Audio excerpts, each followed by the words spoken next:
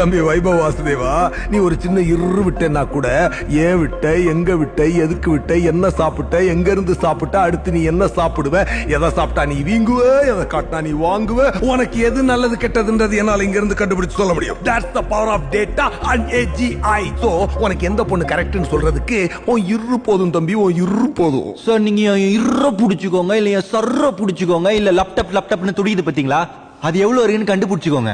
ஆனா அதுக்குள்ள இருக்கிற எமோஷன் லவ் அதை எப்படி சார் மெஷர் பண்ண முடியும்?